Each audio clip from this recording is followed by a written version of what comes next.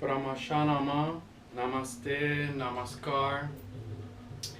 This is my second try at this video. The first one, for some reason, didn't want to upload to YouTube, so here we go again.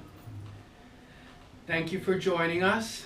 I hope that this brings some enlightenment and greater clarification in your spiritual development.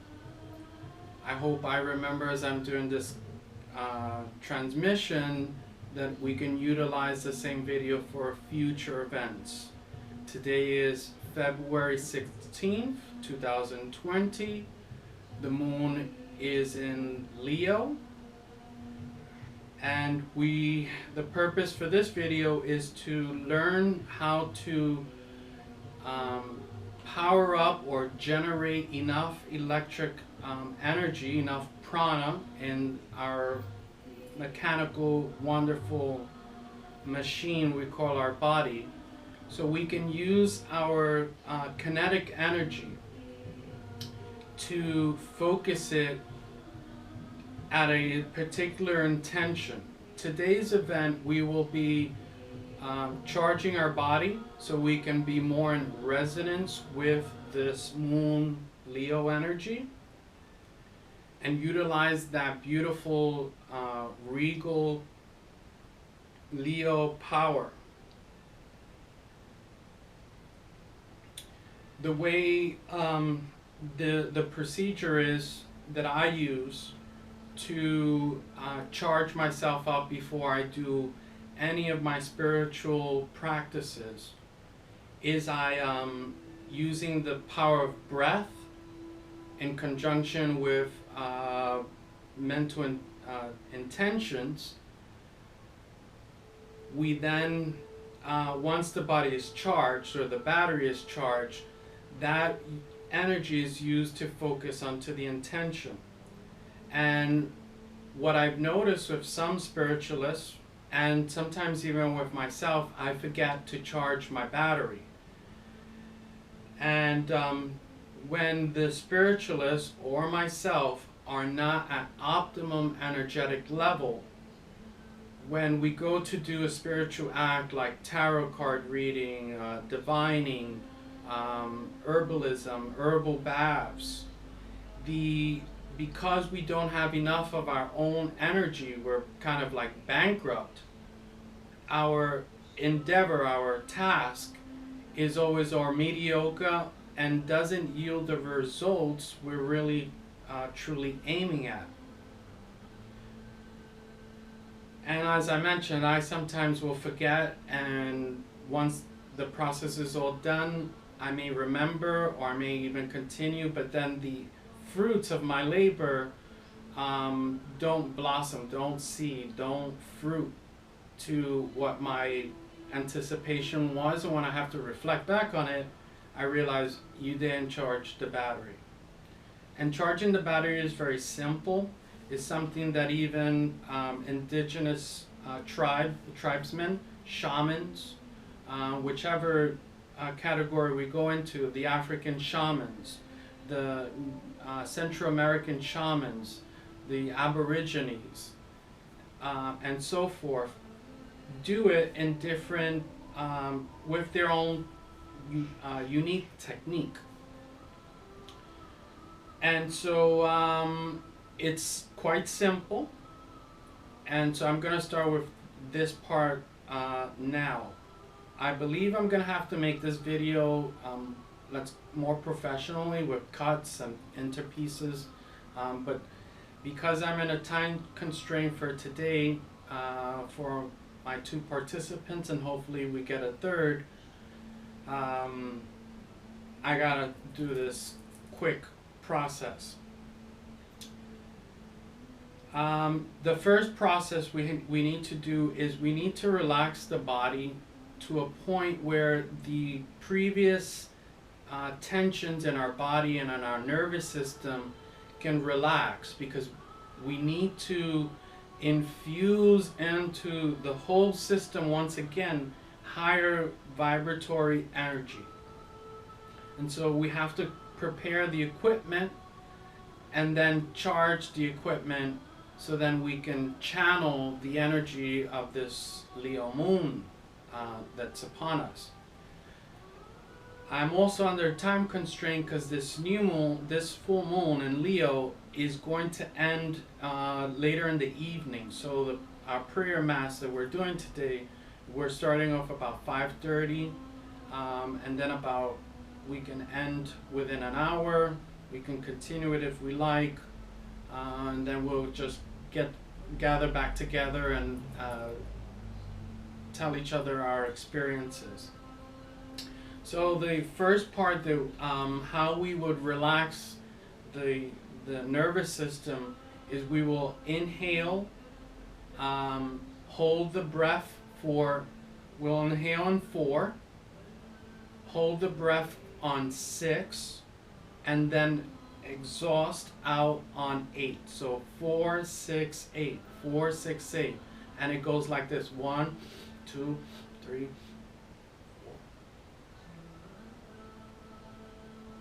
And now I exhale. 1, 2, 3, 4, 5, 6, 7, 8. And so I'll do this so you can, I'll demonstrate it. Let's go.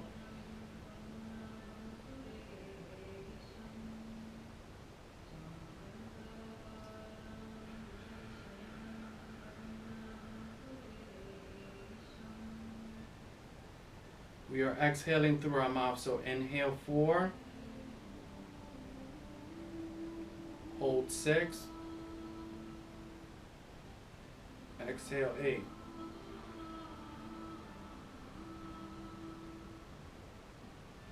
And we do this 6 times. So again, 1. Hold. Exhale.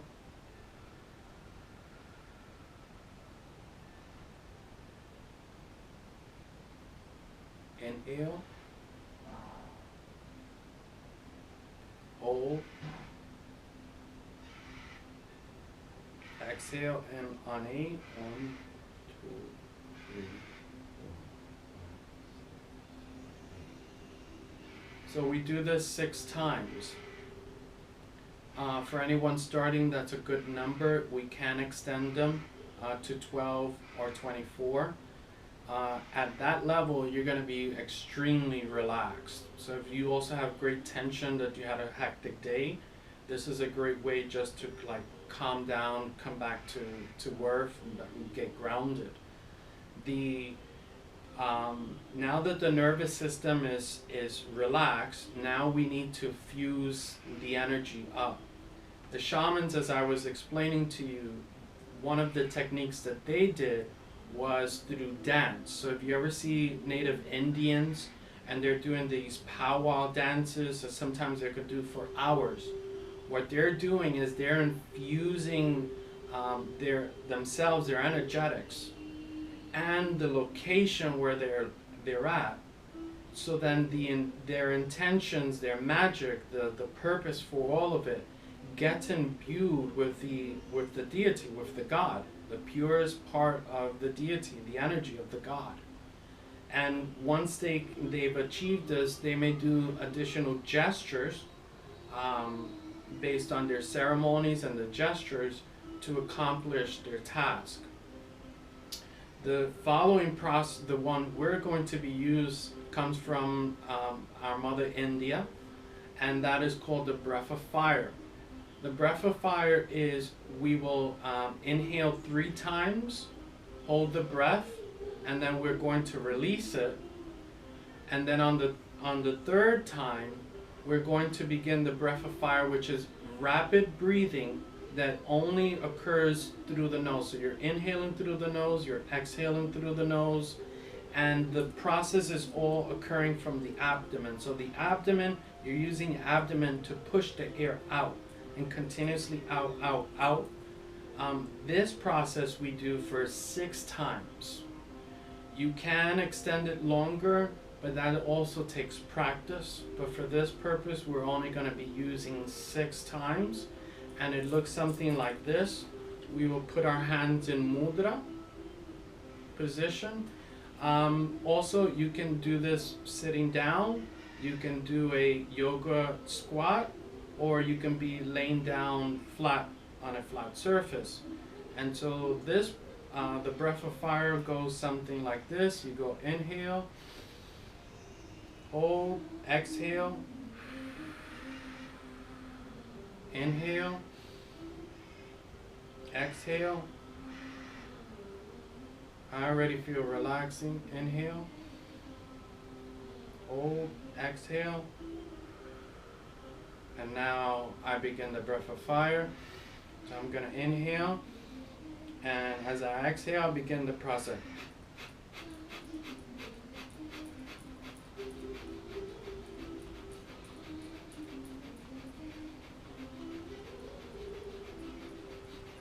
Your eyes close, but you're focusing on your ajna, your third eye. That helps with concentration, and you can still count along as you reach the number 60. Once we reach 60, we stop and we take a deep inhale in, and we just release it. So I'll do a demonstration again. Inhale.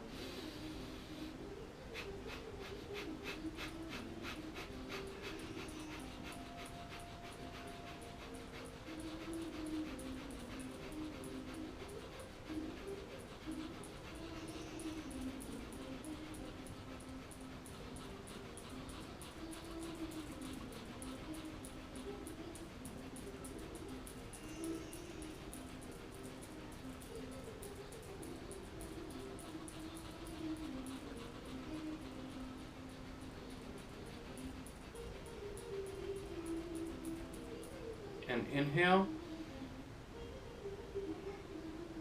and exhale gently. And so this process we achieve 6 times. This, after the 3rd time, you will start feeling a bit flush. You'll start feeling like if you drank coffee, you'll feel vibrant. And that's at the 3rd time. By the time you reach 6, you will be powered up. Another format of it is if you've ever done jogging or exercising, and once you've gone into the rhythm, you feel this current flow just charging the body up, and you're like, yes, yes. You may be getting a bit exhausted especially with the breath, but you're just pumped up, you're charged up. That is another format of doing it. This technique I learned from the Hindu tradition of Krita Yoga, and it's extremely effective. You don't need to be jumping around or running. You could be at a still position. You could be in your room. You could be in the office. So it's very versatile. With the breath of fire, you may feel a little bit lightheaded. That is normal. That's also okay. You may even break into a mild sweat, or you may get a little damp. That's also okay. What you're doing by doing this technique, you are activating all the currents, all the fluids in your body. So the blood that's in your lower region, your legs and stuff, they're coming up as well, and they're getting revitalized with oxygen and nutrients, etc. Your lungs are also, due to the expansion and contraction, they are also revitalizing with oxygen. Your heart, your blood pressure, all of it is being now regulated through this breath of fire. And this is where the energy begins to come in. And you do burn some calories, so there's the exertion of energy. Once you've achieved this, you've done the breath of fire, we once again do an inhale and hold for 4. Inhale 4, out 6. Excuse me. Inhale 4, hold 6, out 8. Inhale 4, hold 6, out 8. And so that preps you. Now that you've been charged, now you're more than capable of doing that magnificent tarot card reading, the divination, or if you're doing herbal baths. You are now capable of transmitting your intentions fueled by the energy that you've collected into your project, your subject, your intentions. Because now we are charged up energetically, the prana is running within us, we are more capable of tapping into the Leo, this Leo energy that in conjunction with the moon, we're going to be channeling for our own egotistical purposes, because it's for us. It's for us to learn and practice this on a continuous basis. As I mentioned, we're going to be doing this for the new moons and for the full moons, and we're going to incorporate different other techniques, spiritual, esoteric practices for the new moon. So we will be planting new thoughts, new seeds, new ideas, new concepts, and we will end up reaping the reward for that upcoming new moon or for the season. Some seeds won't germinate in 30 days, they may take 90 days.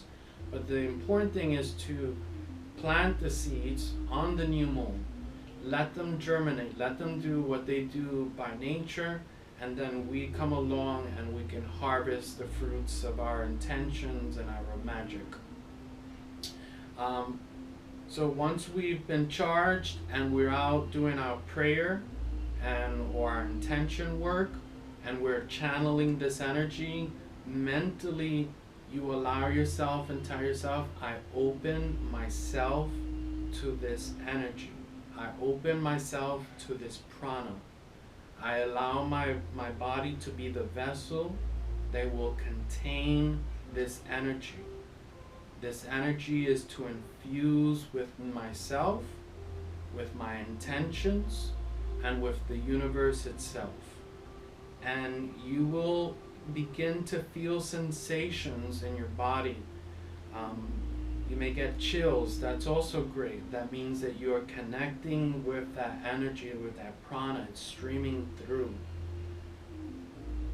The same technique is used if we were focusing the energy towards a particular subject. So an individual who's not feeling well, family, relative, friends, we can charge our body up, this prana.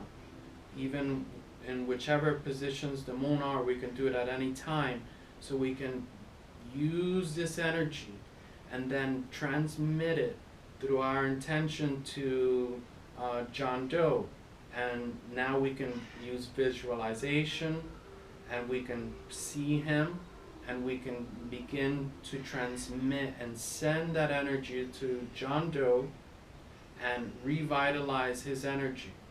The wonderful thing about energy is we can intake it in, and we can transmit it through our thoughts, because our thoughts as well are energy. But because we're utilizing them as focused energy, they will, you have a target, which is, let's say, John Doe, and we are now streaming that, and through our visualization, we're seeing the stream come from ourselves, from our hands, and onto this individual. You can, if you were visualizing a project or a John Doe, you can begin to visualize with your mind where the energy is in your hand and you are caressing or passing it over John Doe. This, even just this demonstration, my hands have become warm and fuzzy, but because I use this so frequently, it's much easier for these energy transmissions to occur with me. But as you guys get better with it, you will begin to realize these energy charges. You can, another great benefit of the breath of fire is that if you were having a tough day at work, or you needed, let's say, a hit of caffeine, but it's 8 p.m. or 9 p.m. and you know caffeine's going to keep you up, the breath of fire will energize you to the equivalent of 1 cup to 2 cups of coffee. It will wake you up. Your whole mind, the whole brain activates. And it's just, it's hard to describe with words because you have to experience these things. And it's beautiful. Now we can use this energy. And so if you were to look at sometimes your older projects where you were working doing spiritual baths and they didn't give you the results you were really aiming for, look back and see how much of your energy you charge with. Now living, as we all know, in this reality, we're always engaging with different topics, so you're expending energy talking, expending energy thinking, reacting, etc. So we're always constantly using energy. So the body is always going to reserve that energy for yourself. And so when you go to do a magical practice, you won't be able to tap into the current energy because it's not enough. You're like, in a sense, bankrupt, or you got $1 in the bank. And so it's not going to share that energy or infuse that energy to your project. But if you needed to, or you are overwhelmed at work, you can fuse your body with this additional energy. I will interject as well for this lesson that if you were working with the law of attraction and you wanted to attract something into your life, and so of course, as you know, where you would be using intentions and affirmations, if you were to charge your body up, and especially on a regular basis, your energy field jumps up. So let's say I woke up and I was at 200, and that's more or less my normal. Now I do this practice, my energy level, my frequency rises. And like attracts like, so if now from 200 I've reached, let's say, 500, now like attracts like. So if my desire is within the vicinity or within the possibility of manifesting even sooner, then because I'm at this frequency and that desired intention is at, let's say, 400, then I immediately can connect to that to that desire, to that thing that I'm attempting to attract. One of the benefits of raising our vibrations as well is life is tough out there, and there's a lot of stuff going on in life, and we sometimes got to work with co-workers who are pessimistic, or Debbie Downers as we call them, and you come into the office and here's Debbie Downing all over again, blah blah blah. Well, what happens is you are coming into an environment because you have to, and the Debbie's at frequency 50, so that's quite low, right? And now you are 200 or 500. Debbie won't really interact with you because you are not of the same frequency. You're not of the same tone or sound or energy. So Debbie will be over there. She may try to coerce you into bringing you down with her parade of negativity, but it really won't interact with you because you are at a different, higher frequency. That's how valuable charging your body up signifies. So not only when we're doing magic or esoteric practices, but it also acts like a shield to the negativity that we have to, unfortunately, at times encounter in the world. And you'll see how much things will start happening in your favor. And that happens because like attracts like. So if I have a higher frequency, I will only be around those things that are equal or greater than my own energy. And so that's quite enjoyable, because while everybody else is experiencing not so pleasant experiences, you are fully charged and you're using your intentions, you're using your affirmations, you are at a different frequency. You're above all of them.